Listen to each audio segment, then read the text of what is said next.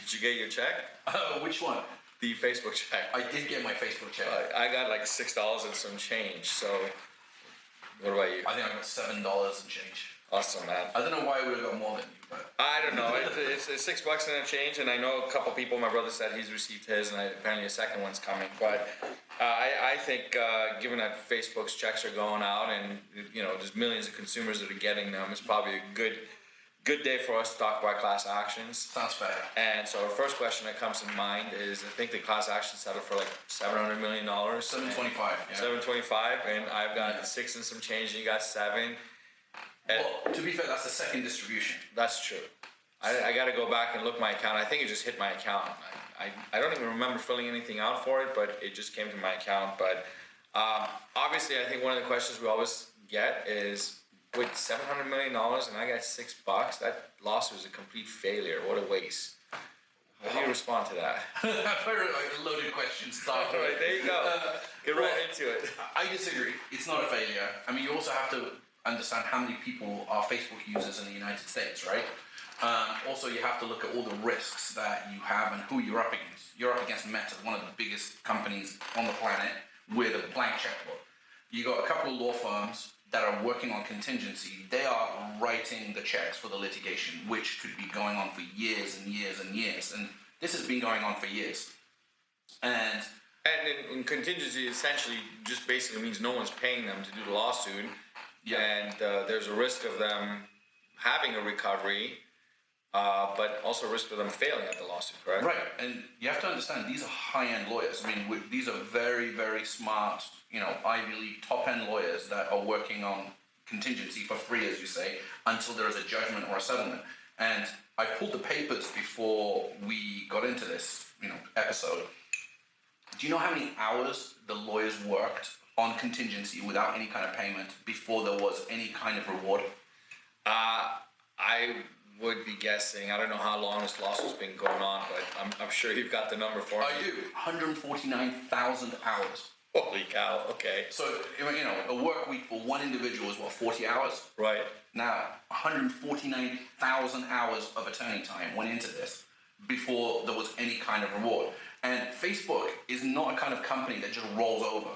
They have Gibson Dunn, one of the world's biggest and most prestigious defense firms, defending them, with literally a blank check going, go fight. Right. So, just without even getting into the causes of action and the intricacies of litigation, that in itself is a feat. So, I think it's really, really important when we're talking about class actions to give it some context. How big is the class? And in this particular instance, millions of people are in the class. The fact that we're getting 2 rounds of distribution of payment is already a success in my mind. The fact that there's any payment. Because, like I said, there are certain companies that are renowned for fighting. Meta is one of them. Apple's another one. These are not the kind of companies that just roll over and go, oh, here's a check. Right. And so I think the reason there's 2 rounds is because there's also a lot of funds that were not claimed. I think there was a opt-in process for people to receive the funds. Can you talk about what that really means? Sure. So, class actions are a complicated business in that you have to identify who's in the class, right? And of course, Facebook knows who's in the class because they've got usually emails for everybody. So you would get a notice saying, hey, you're in the class. We want to make a payment to you, so we need some information from you. And we need you to say, yes, I would like some payment, and here's some information. Right. And that requires some participation from consumers. And so the first challenge is getting consumers to engage, right? And saying, yes, send me some money, whether it's by check or electronic format. And in this particular case, it's electronic. People can get paid through Venmo or through e-credit cards. Right, and I think Zelle as well. I think Zelle there's multiple options, right? Exactly. And that's actually much more efficient because it's cheaper, because in the old days, they used to have to spend money on the checks. So the checks postage, and yeah, so that would add additional costs to the settlement for the parties involved. Right. So if I were to send a check to somebody, that would cost me almost $1, right? Now, that doesn't sound like a lot, but when you've got 100 million people in a class, that's $100 million you've wasted. So instead of wasting $100 million on sending checks, that can go to the consumers and the people in the class action, the absent class members, if you will. So that's the first challenge, right? So then you get certain people that would like try and make the claim, give the information, and then they're sent the money. But then even then you sometimes have to, in this particular case, because it's electronic, people automatically get paid. But in a scenario where you have checks, people go through the trouble of making the claim, Right. they get the check, and then they don't cash it. They don't deposit the checks, Yeah. right? So after 180 days, there's some money left over. And so we then go back to the court usually and we say, Judge, there is $3 million left. Permit us to send a check to the people that in the first round did actually cash their checks. Right. And usually the judges say yes. And you continue to do that until it's no longer economically practicable. And then you would give it to a charity or what is referred to as a side prey. So we've talked a little bit about the back end of what happens when a case settles and the checks go out, but let's kind of go back to the beginning. Why class actions? What's the purpose of a class? So that's a really, really good question, and I get this question a lot. And it's a matter of public policy, and it's a matter of big corporations usually. Class actions, first of all, are not designed to go sue mom and pop shops, right? You know, if it's of course, if they do something wrong, you have to hold them into account. But this is really for conglomerates, Fortune 500, banks, credit card companies, because they have been known to push the boundaries of what is legal and what is illegal. And it's really a private enforcement and policing these big corporations. And it's usually in scenarios where it's not economically viable for one individual to go and sue this company. And I mean, let me give you a hypothetical. So let's say you got a phone bill with a big phone company, and this phone company has 40 to 60 million clients. I think we can all think of these companies, right? And let's say you have an unlimited plan for your cell phone plan, and it's $100 a month, unlimited text, unlimited calls. Seems like a good deal. But at the end of the month, you get your bill and you realize they've actually charged you $105, not $100.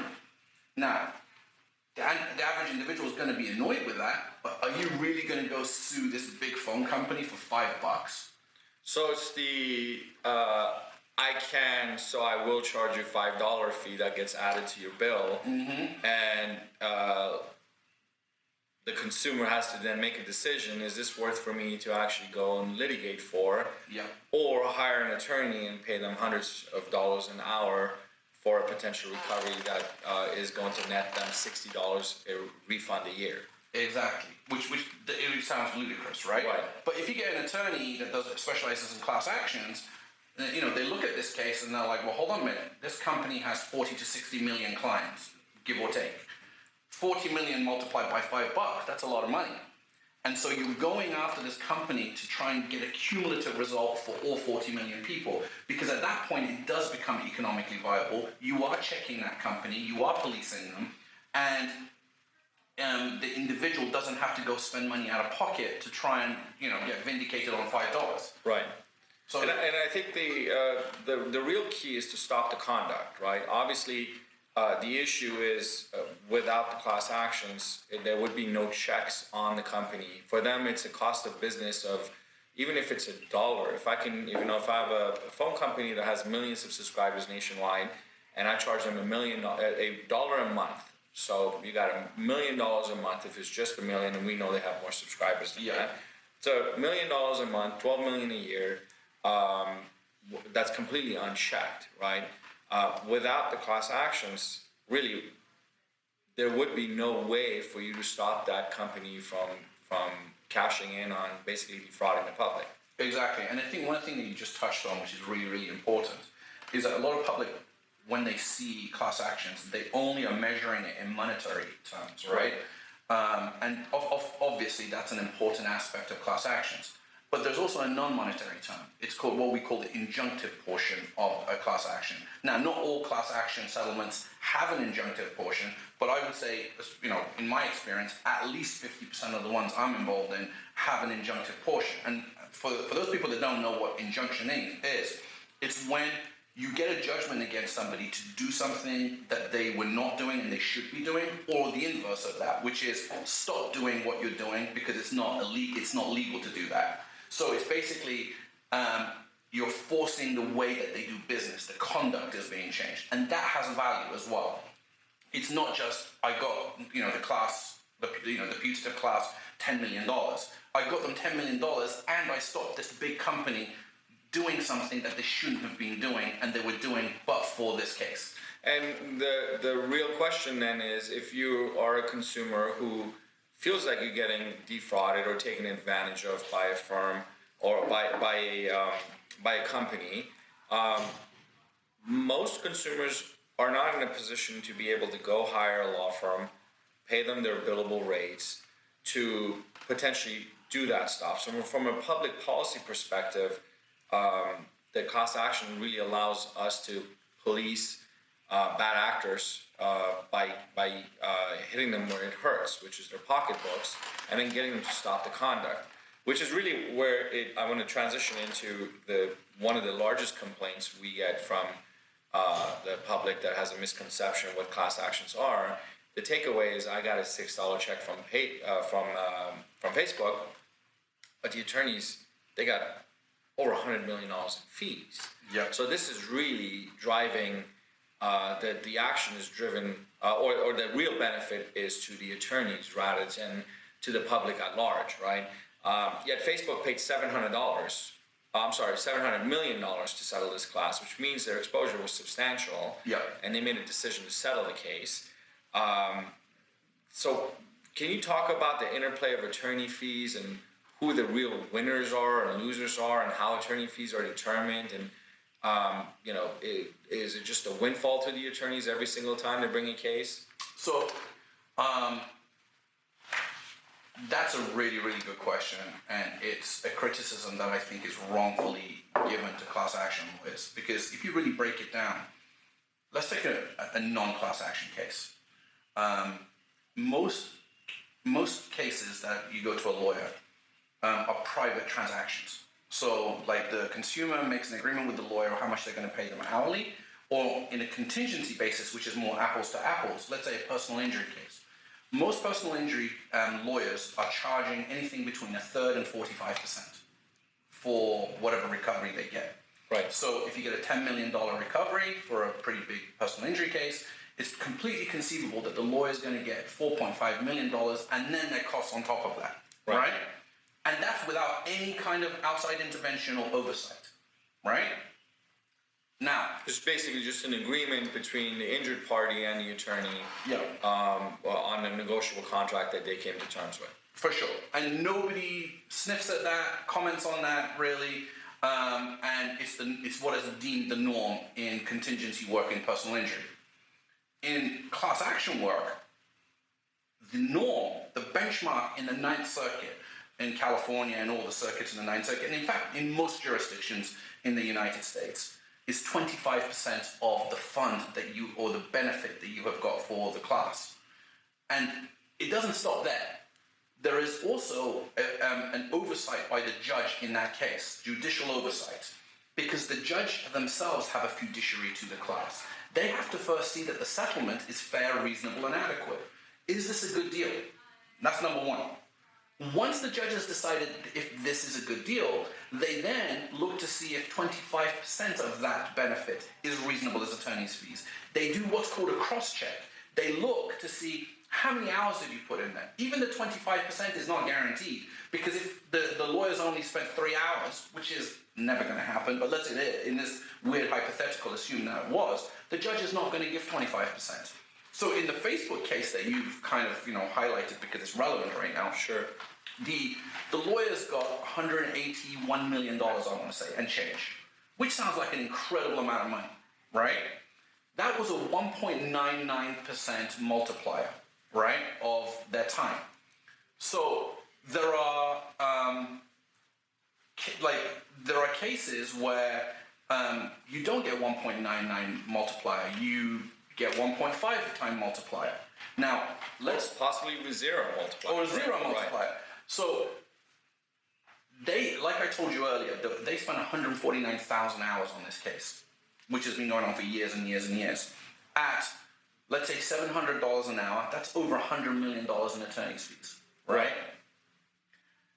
On a return on investment, if someone says, I want you to put out $100 million, and you could potentially not even get 1.5 or 1.1 multiplier on this with no result of a guarantee. Because you could put that money in the S&P, right? Sure. In the S&P 500, and you're pretty much guaranteed 7-8% over the long term, minimum. Sure. Right?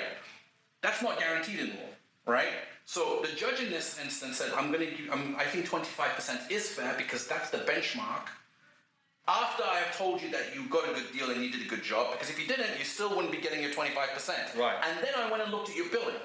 And then after I looked at your billing, I'm going to tell you that $181 million is fair. And they factor in the fact that the firm also just didn't put out the man hours in getting the case to where it went, but also costs that were that the firms had to basically pay out of pocket and front, along with the risk of actually not prevailing and not being able to get a settlement or not being able to get a good result for the consumer and basically losing and having to walk away, correct? Yeah, and I just want to go back to the analogy I gave with the personal injury.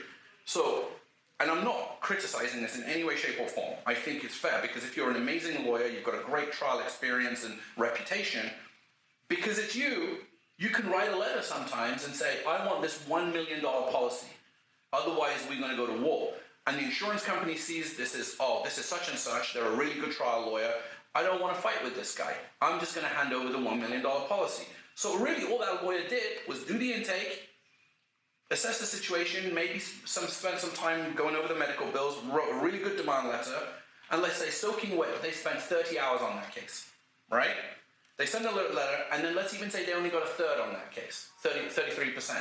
They would have made $333,000 for 30 hours of work. That would never have been okayed in a class action scenario, ever. Right, it just doesn't happen, and that's not to discount the value of that attorney, obviously, because an attorney that spends 30 hours and sends a letter has years of experience of litigation and their stripes.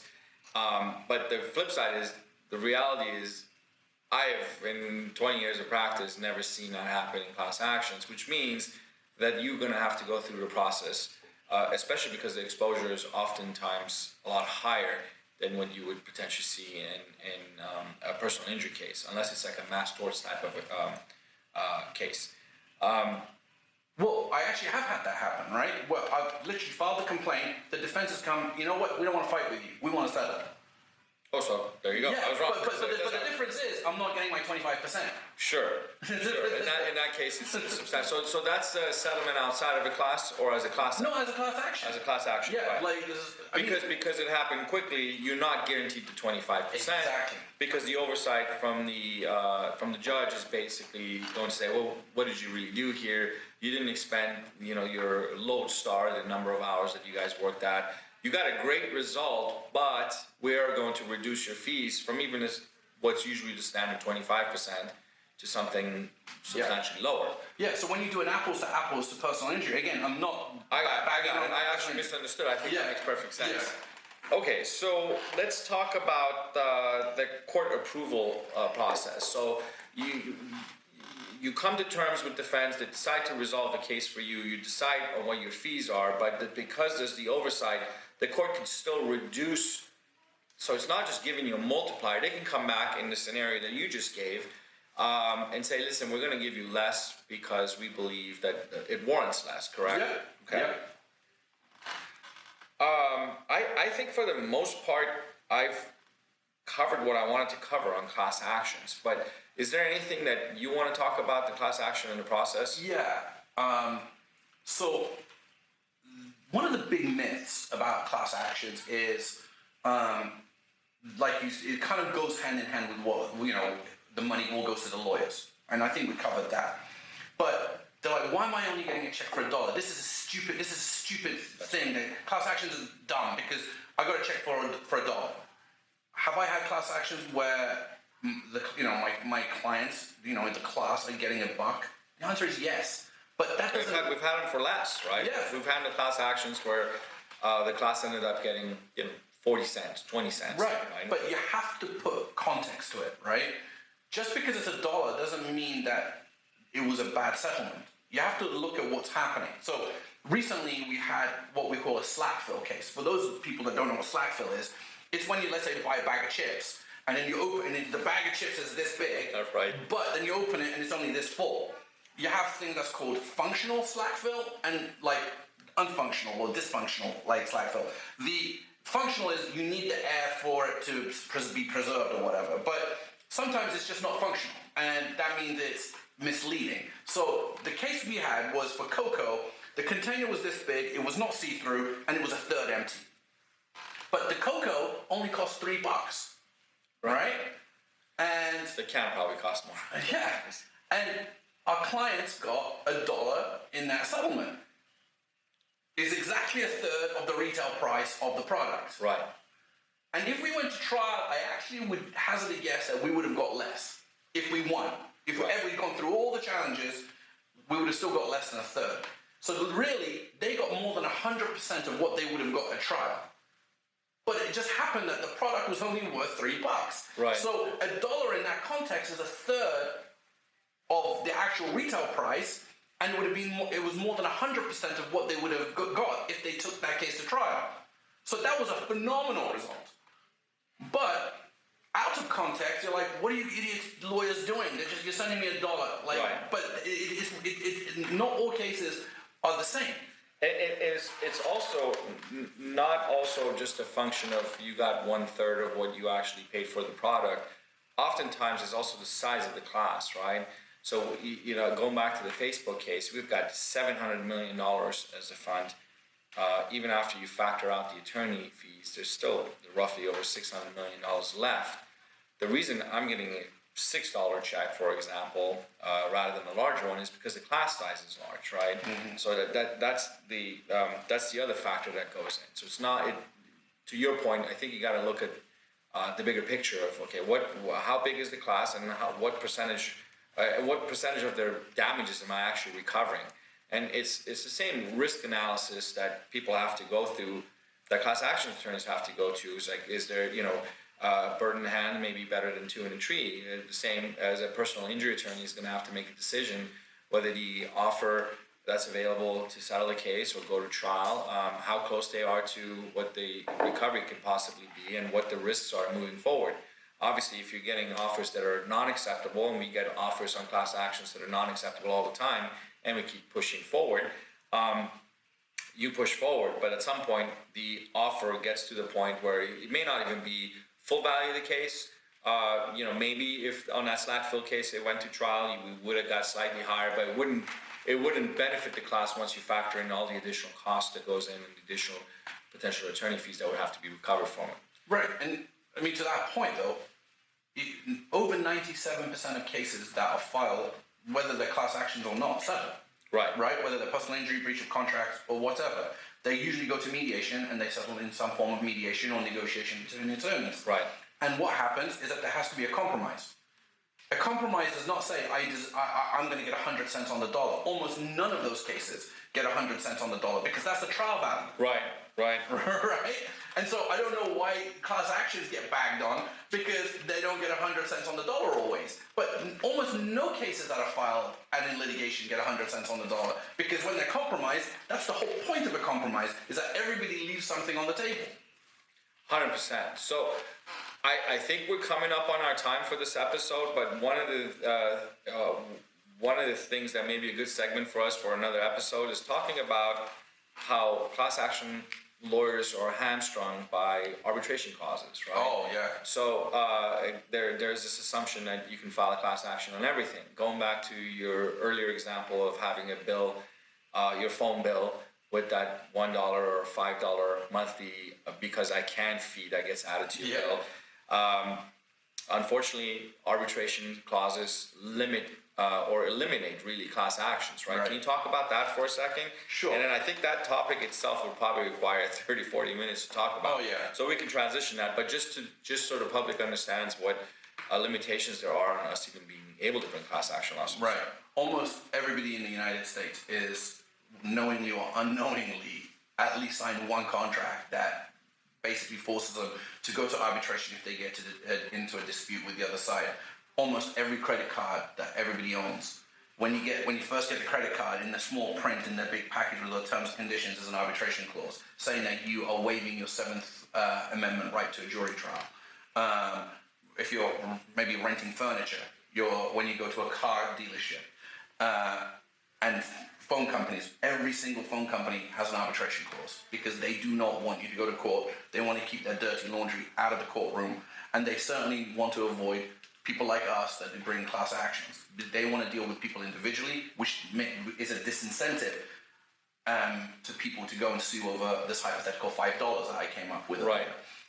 Because you don't want to do that. You can't bring a class action in arbitration, and the case law has got progressively worse for consumers in the context of arbitrations, basically eliminating class actions since in the last 20, 30 years. So it is a really, really big subject, and I'm actually really, really looking forward to talking about that and other subjects that we're going to be talking about. Sure, and I think this was our first episode, and the whole idea with the show is to make it entertaining and educational. And I think for basically anyone who's watched this episode, obviously if you liked it, like and subscribe on the different platforms. And then if you've got more questions or want more resources, visit our website where you can get more resources. But let's see where these podcasts take us. Yeah, and I just want to say one more thing, which is that none of what we're saying is legal advice. Of course. Yeah, like it's just for information and entertainment.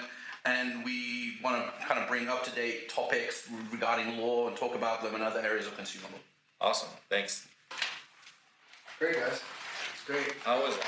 That was good. Okay. That was nice. What time is it? 10:46.